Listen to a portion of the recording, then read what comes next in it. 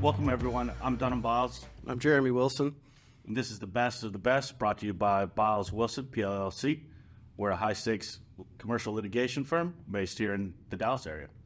You know, Dunham, one of the things that I really love about practicing law, and particularly doing business litigation as we do, is all the different varieties of lawyers that we kind of get an opportunity to work with, be it family law, criminal law, transactional work, and that sort of thing.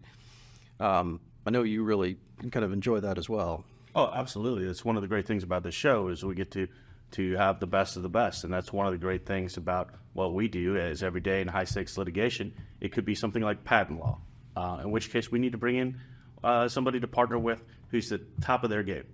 Or it could be a family law matter where it's a very wealthy family that has some businesses involved. And then we get brought in and we get to work with the very best divorce lawyers. Today, we're lucky enough to be joined by my friend, John Willding, who is one of the greatest M&A lawyers here in town, an incredible human being, a devoted family man, a patriot. And so welcome, John. Thank you, guys. It's nice to be here with friends. And what do you want to talk about today? Well, I think let's start out talking a little bit about you as a person. I happen to know that you're a devoted military man, a veteran, a patriot. Perhaps you can just tell us a little bit about your life and how that came to be. Sure.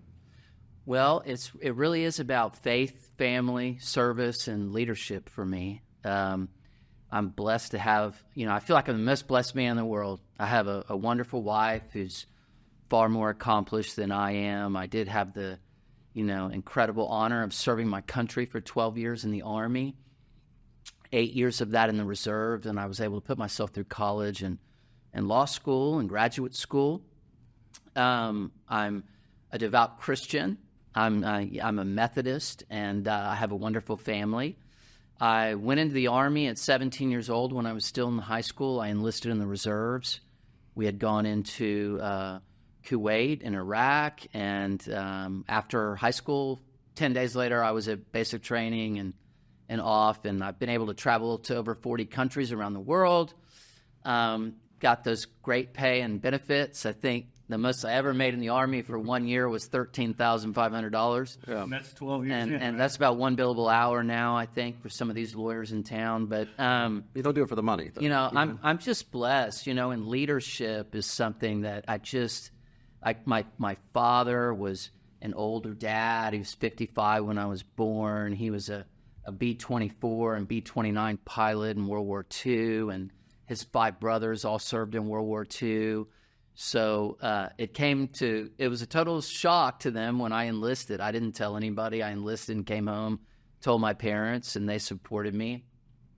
What was it that made you want to, especially you said your junior year in high school, what made you want to do that? We hadn't been in war since Vietnam. And so I just happened to line up being a 17-year-old in high school in Carrollton, Texas, when we were at war. And like I said, my father, his 5 brothers were all in World War II. My mother's brother was an infantry officer and a colonel in Germany and in Japan. And so those are the people that I looked up to. Sure. And so for me, it introduced me to a lot of things that weren't in my community. We had I was a racial minority in my platoon. We had people from the city, the big city. We had people from the deep country, and we had people from, north, south, east, and west, every religion, every color, every, men and women and all of that. So It was good for me. So then you served your country, and then I happen to know you're one of the most educated men on the planet, thanks to a very strong devotion to that. So just tell us a little bit how you spent 12 years, and then eventually you'll end up as an attorney. But that wasn't necessarily the path that you were intending on. Well, I was a liberal arts major. I did about half of my coursework in the Army on bases, and I came back and I was in the reserves. And I did a semester at Richland College and then Dallas County Community Colleges. And they had a program where if you had a 3.5 grade point average or better with 60 hours, you could go to the night program at SMU.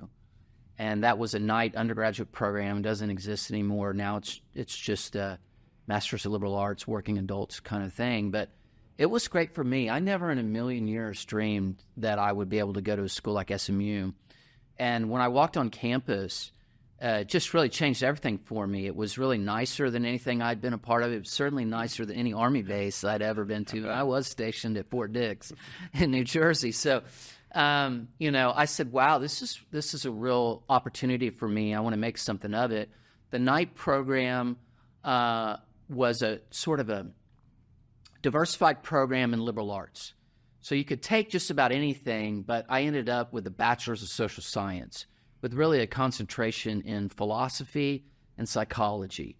And so I did what any smart liberal arts major does that wants to support him or herself. I went to law school. And I understand you had some lawyers in your family, though. Well, right? I did have some lawyers in my family. On my mother's side, there was a lot of trial lawyers. My cousin John Roach was a well-known judge in Collin County for 2 decades and then district attorney. His son is a judge in Plano now, and his daughter's a general counsel of an oil and gas company. So we didn't directly grow up together, but, I knew the stories, and everybody knew I had a lot to talk about. So, Sure. Again, I was one of the only people in law school that really enjoyed it, and so I did real well and was blessed. And I got a scholarship to go to Rutgers Law School, which is in New Jersey. Okay. And that was great for me. When I came back, as you two know, diversity in law firms back 20 years ago meant by school. And so, where's Rutgers? I don't know. I know it's really old and it was a good school, but I think it kind of gave me a competitive advantage versus coming out of SMU or UT, because it just, we're trying to bring people in from different schools. But John, what you left out was I think you have a real thirst for knowledge and learning, because I think not only were you going to law school, but you were commuting 14 hours twice a week to go to grad school at the same time as law school, right? I did. So I have a master's degree from Harvard. My wife has an MBA from Harvard. We're both conservatives, which means that we got kicked around a little bit, and so first of all, I never dreamed of going to SMU. Then I for sure never dreamed of going to law school at Rutgers. And then when I was in the Northeast, I wisely recognized that once I came back to Texas, I'd never be able to come back. And so I thought I'd be a trial lawyer because that's what lawyers do, right? And then so I said, well, I want to get some culture. I want to, get possibly an Ivy League education. And so I did a Master's of Liberal Arts in the evening program at Harvard with a concentration in public policy and government, which it was just an interest to me. I love my country. I see all the chaos and I've come to know it, and I kind of know how purposeful it is, and it's so deeply troubling to me how there's these forces that are trying to divide us all. The world is quite in a state of shock right now. We really need to come together. And, so years later, I've quite involved in the Republican Party. I've voted for Democrats. It shocks people, but I voted for Bill Clinton twice. I voted for Barack Obama the first time. I voted for Donald Trump twice. I'm about to vote for him again. Yeah. And, I've had the great pleasure of getting to know the Trump family quite well. I've worked with Don Jr. a lot. Consider him a good friend, and I'm really honored to be able to do that. And, the night school thing was I had to take a train. So I had to take a train from Philadelphia, southern New Jersey, essentially, up to Cambridge, Massachusetts. And I think it stopped 300 times because this is Amtrak, And so, it was 7 hours one way, then it was 4 hours of class, and then it was 7 hours back the same night, twice a week. And I took 18 hours of law school, and I was a teaching assistant. And I was on the law review, and I was in the Army Reserves at Fort Dix. So quite a list. that was all at once. So the question, of course, is why? Why do all that? Yeah, why? Because I'm so blessed, you know? I mean, I just feel so honored to be an American, to be a veteran, and to be in Texas. You know, I feel like I've been around the world, and I recognize how great we have it, particularly here in Texas. I saw COVID. I saw all the chaos. I've seen the corruption of D.C. I've probably been to D.C. myself 175 times. I know I went 80 times in 3 years when President Trump was in office. My wife worked in the White House. My wife is an engineer and a Harvard MBA and much smarter than I am. But I'm luckier than she is because I met her. And, you know, it's all those things. You know, I get attacked every day for one reason. It's because I'm openly Republican, particularly in our profession. Sure. And that's a question I had for you. Yeah. Has in our career, our profession, and especially at large law firms today, politics can be an issue. It can be an issue for firms and for clients and so forth. Have you found that being openly political, having connections, has impacted your career, or do you see it impacting other people's career, or do you think that'll change, or what do you think is going to happen? Well, I'm the rare honest lawyer, right? I really do care more about my country than I do profits per equity partner. Sure. And so that puts me on the short end of the stick quite often, right? Mm-hmm. Sure. But I don't want to be, I am not, let me be clear, I am not a victim, and I don't want to come across that way. I have gotten attacked in many ways for being Republican. But let me tell you what, I've had a lot of lawyers come to me in big firms and little firms and young lawyers in the Federalist Society through LinkedIn. You know, that's really where it cuts the edge with a lot of people, is that I'm open and honest on my LinkedIn. Sure. And, you know, if I see something that I like, whether it's about Jesus Christ, my Lord and Savior, you know, or Donald Trump, who I am going to vote for, and my online prediction is that 90 million people will vote for Donald Trump this year. And to give you a perspective of that, the most votes ever until the last election was 69 million votes. Yes. That was Barack Obama. And out of nowhere, Joe Biden gets 83 million votes. Barack Obama 69 million, Joe Biden 83 million. And Donald Trump 72 million. So I think this time Donald Trump's going to get 90 million. I just think there's so many people that are ready for change. This experiment has been tried. You know, if you guys want to list out the accomplishments of Joe Biden, we could take the rest of the time. We don't need it, right? You know? And like I said, I've voted for many Democrats. I worked a lot with Democrats when I went to D.C. This is just a different world. It's just a different world. You see people go into Congress and saying we have a secure border. I mean, come on. You know, I mean, it's just like Pinocchio, right? Right. And so you see that kind of stuff. I think that's about 10 Pinocchios. Defund the police, you know, legalizing heroin, you know, I mean, these kind of things, right? I mean, just good, rational people see what's going on. Well, you did see in my home state of Oregon, right? They're now working to undo some of those measures, having now realized the consequences. And it was just tragic, you know. If you look at Portland, which is just one of many examples of cities that truly became demilitarized zones. I mean, there were areas of Portland that the police would not go into, not for a weekend, for 2 years. Yes. Right? Until those people showed up in the mayor's community, and then the mayor asked the police to help out. Yeah. And so does that make me a conservative? I don't really think so. No, I don't think so. I'm just proud of my country. You know, I want people to have the same opportunities that I had. And we're going in the wrong direction. We really are. And one of the things you mentioned earlier, too, is that you believe in service and you appreciate service and you like helping people. And one of the things you're most well known for, and I think you're proud of it, is that you're a world-class networker and you help bring people together. Can you tell us a little bit about your networking and how you're using that to help others? Well, so I've been a lawyer 23 years in Dallas. And when I came to Dallas, I was so fortunate to work at Haynes & Boone, which is a well-known, you know, legendary law firm. And Got to work for a guy like Mike Boone. What a legend. And so there was absolutely no reason to hire me. I was a first-year lawyer with zero legal experience other than in the federal court. I did work I was a federal law clerk and handled both the Enron and Anderson cases in 2001 in Houston. But I came in, and at Haynes & Boone, they allowed me to try out different practice areas my first year. And I was older because I came out of the Army, and, I had loved meeting people. I was going out all the time. This is back when, lawyers hung out after work together, were social. Yeah. The firms were long-lasting, and people didn't bounce around every year. And so I was just meeting awesome people.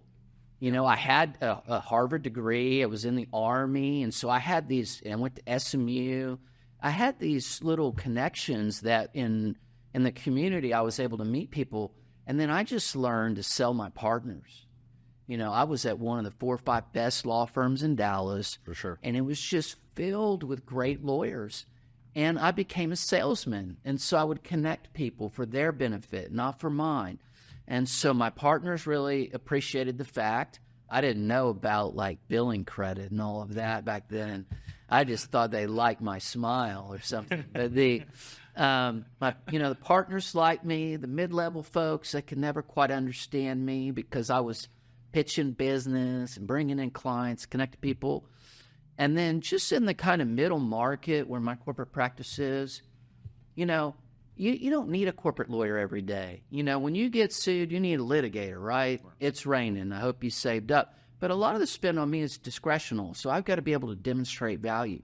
And sometimes that's drafting a better purchase agreement, or sometimes that's advising a board on governance issues that could keep them out of hot water, so to speak. But sometimes it's helping them get connected to capital or find a CFO or figure out how to import or export product, or how to interface with the state legislature or the federal government, these kind of things. And so I would connect people, and back then I had more time, I guess, but I was doing it constantly, right? And so I'd always get clients just because people appreciated it. And I started a happy hour 23 years ago called Ritz Last Tuesday, which is at the Bo Nash, right? It started at Bo Nash, which was a legendary bar. A great bar. Like Haynes Boone, legendary firm. Bo Nash, legendary bar in Dallas. And they sold the Crescent to a Japanese investment firm. They want to bring Nobu to Dallas. So in 2005, they brought Nobu here. They were opening the Ritz-Carlton just about the same time.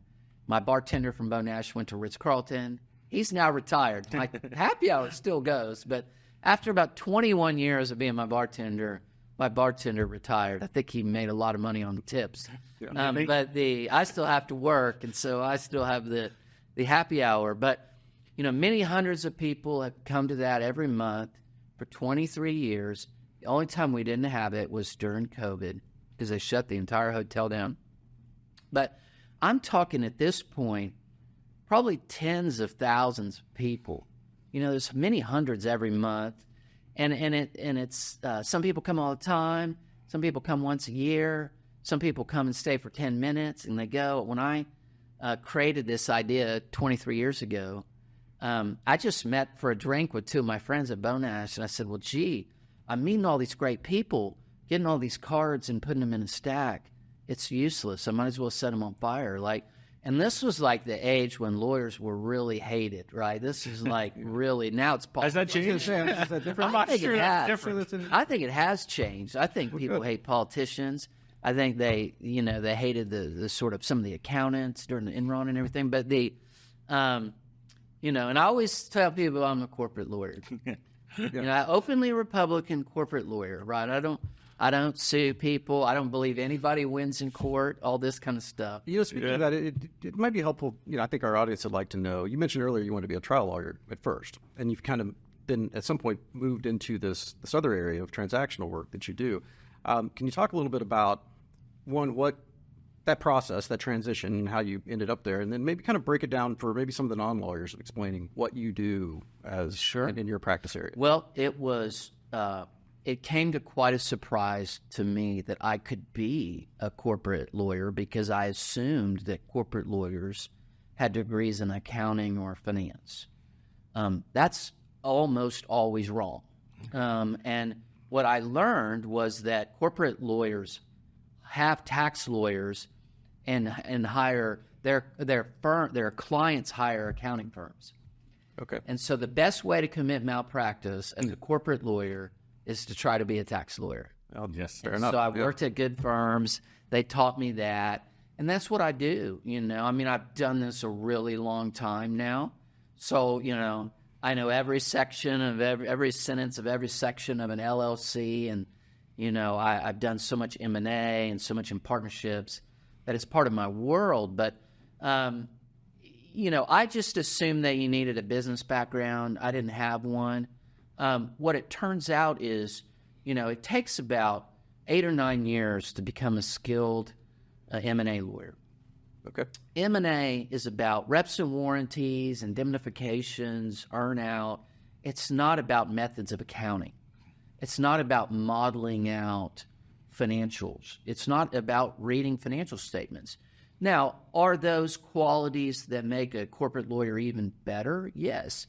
Have I taken the sort of MBA for lawyers classes? Absolutely, And so, but, really it's about understanding the goals and objectives of your client. Mm-hmm. It's never my deal. It's my client's deal. I tend to and most love representing entrepreneurs. That spectrum is from people that are dead broke to multi-billionaires. Okay. And but the theme is that I tend to work with principals, with decision makers. I love to work with legal departments, but most of the time I'm working with a decision maker. Okay. And the PepsiCos of the world, they're hiring someone different, and I'm the person that is completely invested in my client, usually for a lifetime. Okay. It often begins with a letter of an intent and a CPA or a commercial banker or one of my former clients referring me through maybe a group like YPO or Vistage, and they find me. They've got an opportunity to do a deal, and all their net worth, almost all their net worth, is tied up in this business. Can you give us an example of, I don't want to say a typical deal, because we all know as lawyers we run across all sorts of different things, but maybe a favorite type of deal that you've worked on, or kind of an example of something for our audience? Well, in recent years, I've done a lot with Don Jr. on business stuff. I don't ever do political stuff with him. I don't ever do the election or any of that. But he invests in a lot of companies, and I've enjoyed that because for me, that's my double bottom line. But the typical deal is the entrepreneur that you've never heard of, that has a business that you've never heard of, maybe in a town that you've heard of, but they've been able to do something innovative or disruptive. A lot of my clients now are not the pure tech companies. Those companies tend to go through friends and family round, angel investment, venture capital. I've done years and years of that kind of work. Mm-hmm. But more typical is what I call the boring, profitable business. Okay. Again, it's that the big law firms typically don't know how to reach these companies. They're in Grapevine, Fairview, Flower Mound, right? And often, not always, but often they're family-owned businesses, sometimes multi-generational, but they are boring and profitable. And so private equity in our lifetimes as lawyers has grown by something like a multiple 10,000 times. Not dollars, firms, sure. Right? And so when I started, it was Hicks Muse, KKR, big leverage buyouts, taking over public companies, taking them private, whatnot. Well, now, for example, like my wife, she works in a private equity fund that does lower middle market platforms, and they bolt on smaller deals, and they're trying to invest in companies that are like 5 to 20 million EBITDA, and they, put a nice multiple on that. That owner usually cashes out with about 70% of the value at that time and rolls 30 or 40% into the new deal.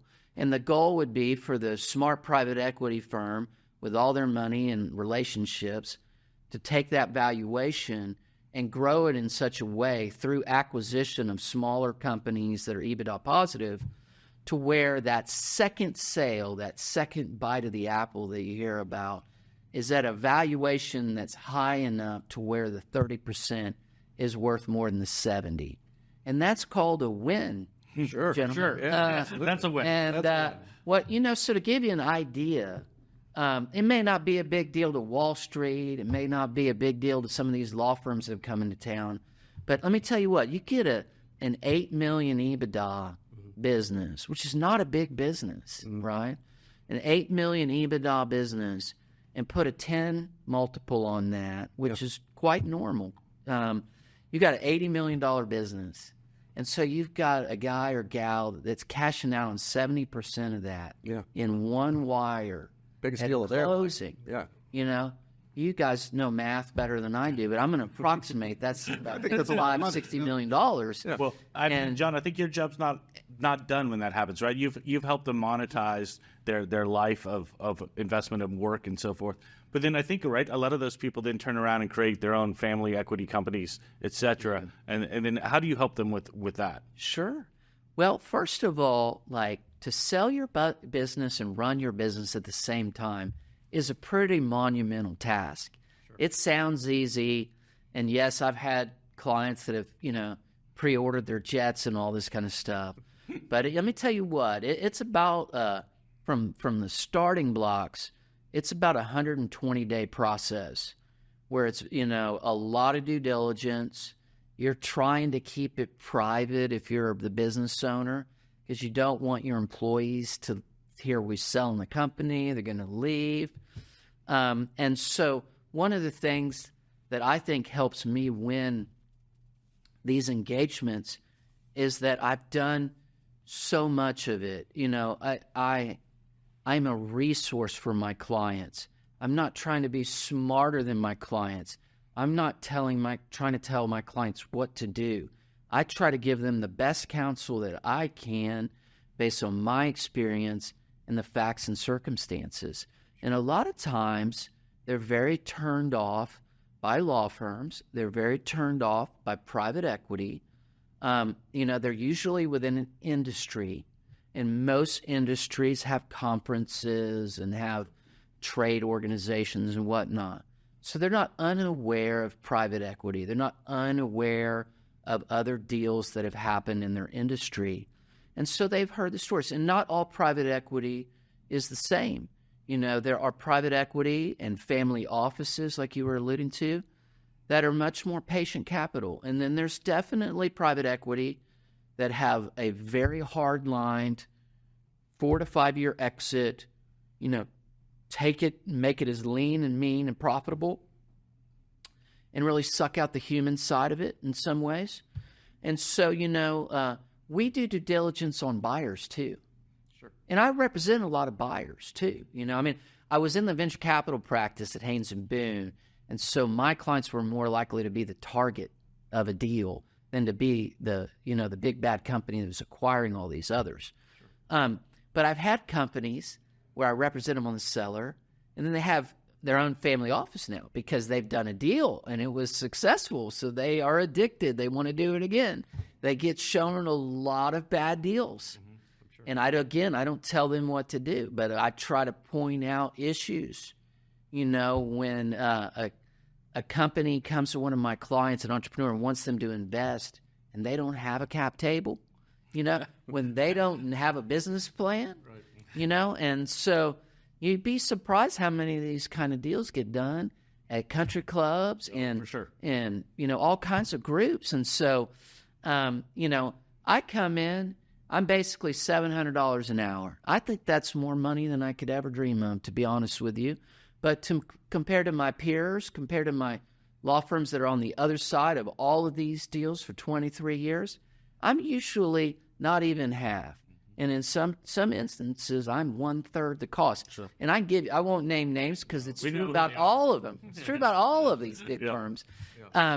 With 23 years of experience and having been lead counsel in at least $5 billion transactions, that again were not like 4 deals that were $1 billion and 2 each.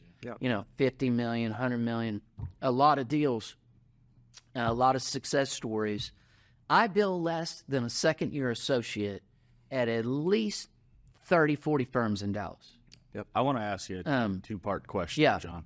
So imagine that somebody in the audience is sitting there going, well, maybe I need to hire John. What is it that should if they're out there, what is it that should be a key to them? Oh, boy, I need to get a lawyer. I need John Willding. And then 2, you talked earlier about value add. In your business, you have to be a value add. Yes. What is it that sets you apart from your competitors and why people should be calling you? I'm experienced. I listen. I care. I enjoy representing private business owners. I enjoy going up against 15 lawyers on the other side and having the wire hit my client's account on time. Yep. And so I punch above my weight.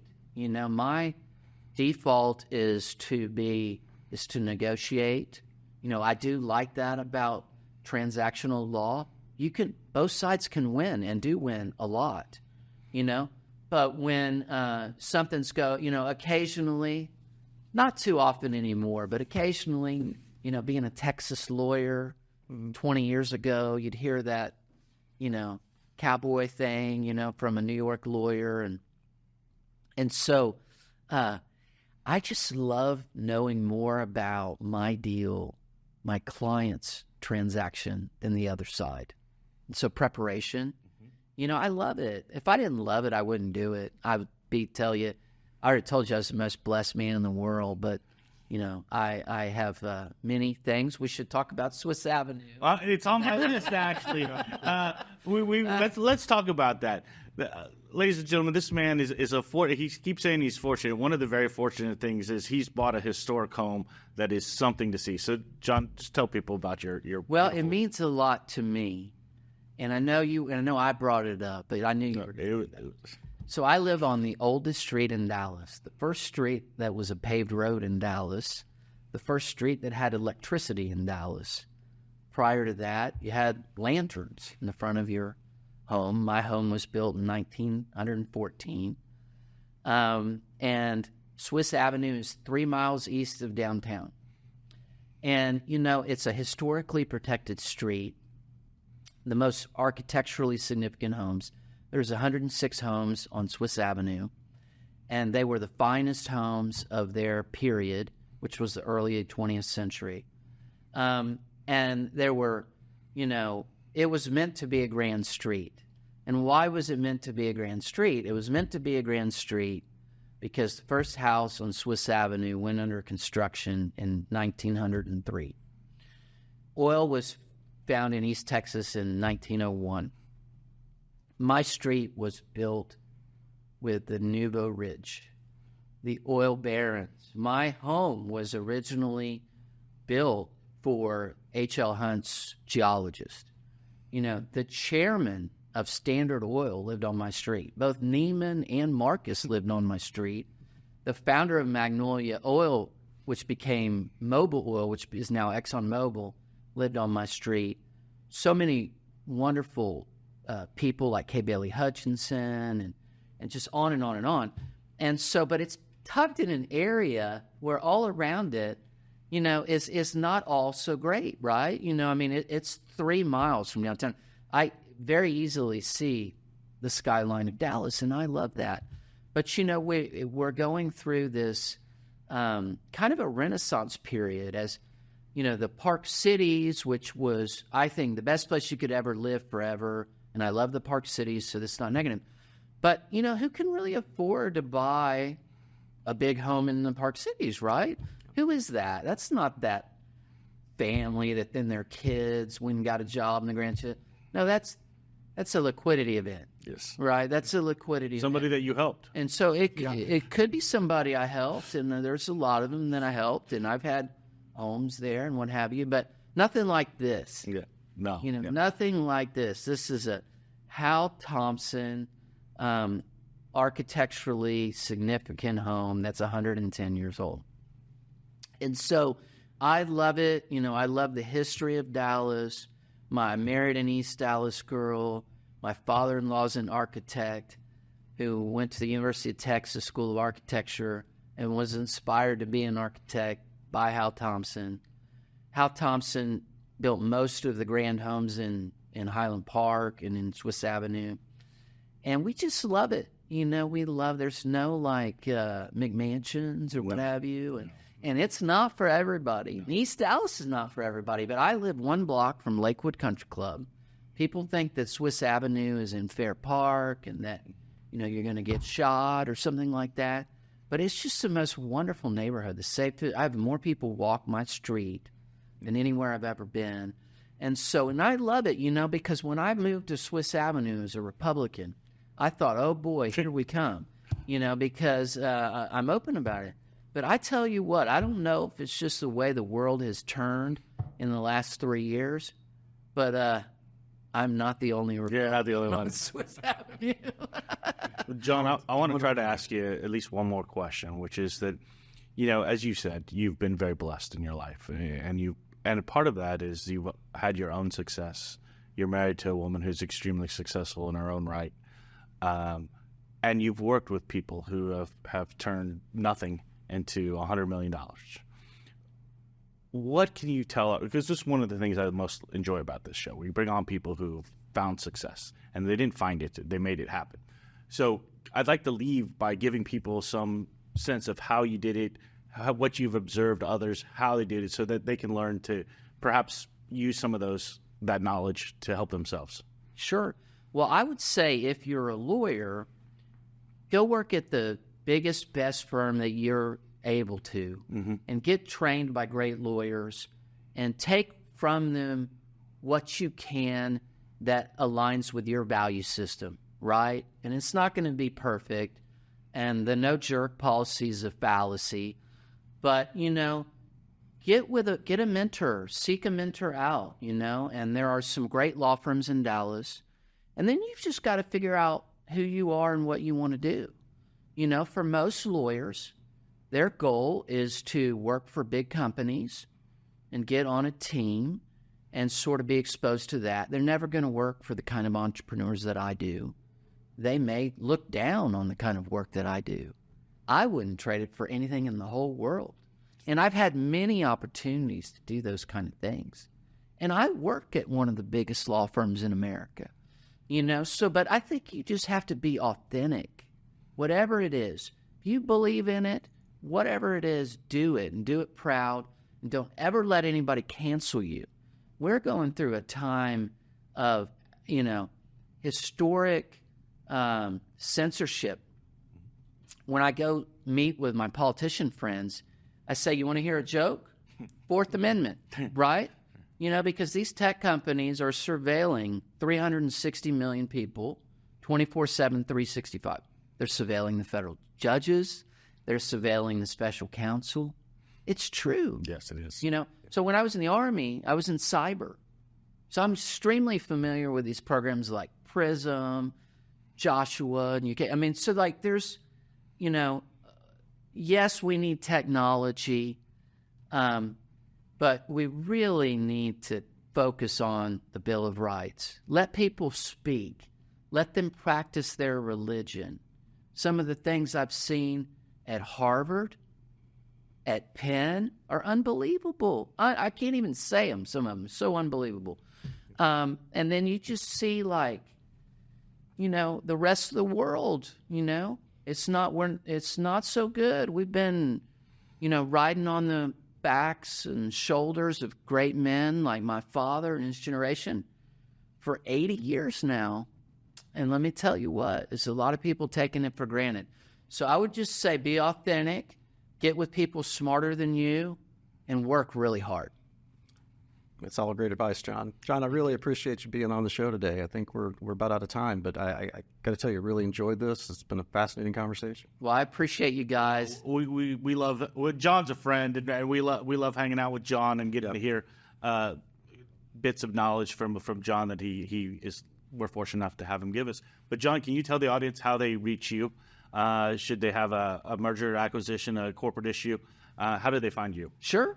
I'm at a firm called Fox Rothschild, which is a national middle market focused law firm with a Dallas office. Probably the easiest way is just to go to LinkedIn. I would love to be connected with you on LinkedIn and get to know you and what you're all about and what your goals and dreams are. And if it aligns with my practice, great. If I can refer you to someone else, great.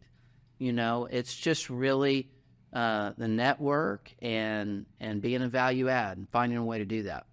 Thank you very much for joining us today, John. This has been the best of the best, brought to you by Biles Wilson.